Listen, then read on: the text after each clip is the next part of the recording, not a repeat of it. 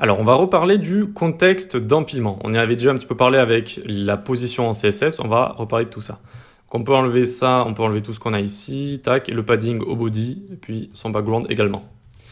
Donc, le contexte d'empilement, ça va être un nouveau contexte qui va être créé dès qu'on va positionner un élément, avec position relative, absolute, fixe, etc. Et aussi avec des propriétés comme transform, par exemple, ou encore opacity. C'est-à-dire que si je mets un H1 ici avec un lorem 5 comme ça, et qu'en dessous je vais mettre une box, donc une div avec la classe box. Je vais venir ici, et cette div box, alors cette div box, eh bien je vais lui mettre une width de 350 pixels et une hauteur de 75 par exemple. Et enfin je vais lui mettre un background crimson comme ça, crimson.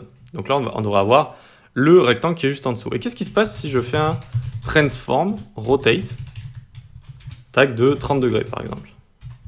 30 degrés, hop. Et regardez ici, il est passé au-dessus, de notre H1. Et donc, ce contexte d'empilement, il y a un nouveau contexte d'empilement en fait. Il y a un nouveau contexte d'empilement et il est passé au-dessus du contexte d'empilement de base qui est les éléments qui sont juste rendus dans le DOM, dans le body ici. Eh bien, on va créer un nouveau contexte d'empilement dès qu'on va utiliser la propriété, par exemple, transform. Il faut le savoir, donc dès que vous allez transformer des éléments, vous voyez, ils vont passer au-dessus des éléments de base. Bon, c'est aussi simple que ça, hein, mais il faut quand même s'en rendre compte. Tac, et vous pouvez notamment taper stacking context, si je dis pas de bêtises, il y a l'empilement des couches, voilà. Donc c'est stacking context, hein, et vous cliquez dessus sur MDN, c'est assez bien. Alors c'est pas très bien expliqué, mais je trouve qu'ils vont, voilà, vous montrer toutes les propriétés qui peuvent changer ce contexte d'empilement. Donc on a les propriétés position, etc. On va y revenir dans la vidéo. Et on a également donc tout ce qui est opacity, mix blend mode, transform, filter, perspective. On a déjà vu également clip pass, on a vu récemment. Donc voilà, il peut y avoir des propriétés comme ça qui n'ont pas l'air de base, mais qui vont changer ce contexte d'empilement. Et voilà, la surprise qu'il peut y avoir, c'est « Oh, ça passe au-dessus de mes éléments qui sont créés de base, voilà, qui ont le contexte d'empilement de base. » C'est ça la surprise qu'il peut y avoir. Donc on va rejouer un petit peu avec ce contexte d'empilement et avec les positions. Et donc ici, par exemple, on va se faire une div avec la classe element et la classe L de l'art x3. Hop, ça nous fait 3 divs, element et puis L, 1, 2, 3. Ok. On va se faire point element ici. Et on va en faire un rectangle également, 250 pixels et une hauteur de 75 pixels. Tac, et on va lui mettre ici un background crimson. On va le mettre à tous nos éléments. Ok, ils sont là, très bien. On va mettre un petit margin histoire de les séparer. De 5 pixels. Voilà, super. Et là, ils sont dans le contexte d'empilement classique, donc créé dans le body, dans notre DOM. Si on veut créer un nouveau contexte, facilement, on utilise position relative.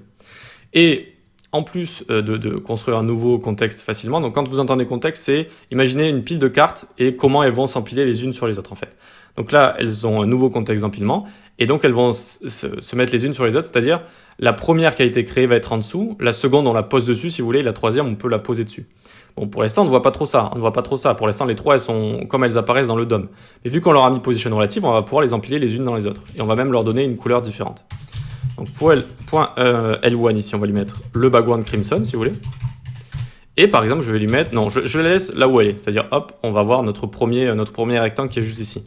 Mais les deux autres, j'ai envie de les mettre sur ce rectangle. Donc déjà, je vais leur mettre un background différent. Et par exemple, je vais mettre top moins 50 pixels.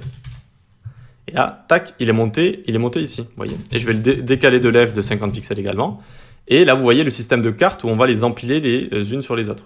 Donc un nouveau contexte d'empilement est créé pour tous nos positions narratives. C'est un seul nouveau contexte pour tous ces éléments, d'accord? Et comment il fonctionne? Eh bien, les éléments qui sont positionnés à la fin sont sur le dessus du paquet, si vous voulez. Le dessus du paquet de cartes.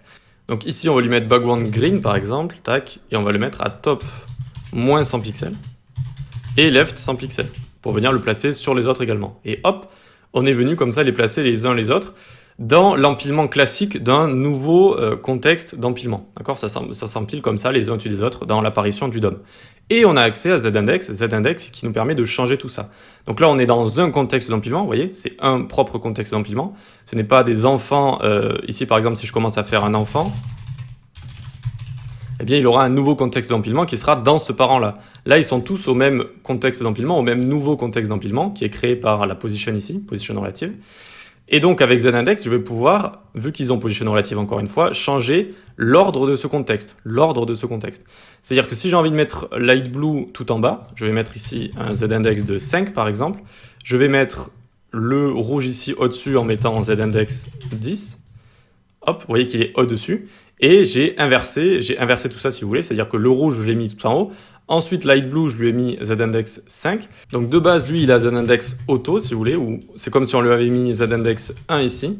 Vu que les autres éléments sont positionnés avec Z-index, ils vont automatiquement se mettre au-dessus de lui, même s'il n'a pas de Z-index ici. Voilà. Mais si on voulait terminer ça, on aurait pu mettre par exemple Z-index 2 ici, ça aurait été logique. Hop, lui, il est en dessous de light blue, qui est en dessous de crimson ici. Voilà pour le contexte d'empilement. Il faut faire attention à certaines propriétés. Alors après, c'est pas un bug qui arrive très souvent, hein, je vous rassure. Faire attention à certaines propriétés, donc position, transform, filter, perspective, et ça peut créer des nouveaux contextes d'empilement. Et ensuite, si vous voulez modifier le stacking order, donc l'ordre d'empilement d'éléments qu'ils ont positionnés dans le même contexte, c'est pas facile à dire tout ça, mais voilà, dans le même contexte, et même vous pouvez changer avec Z-index comme ça. Voilà pour le contexte d'empilement, on peut passer à la suite.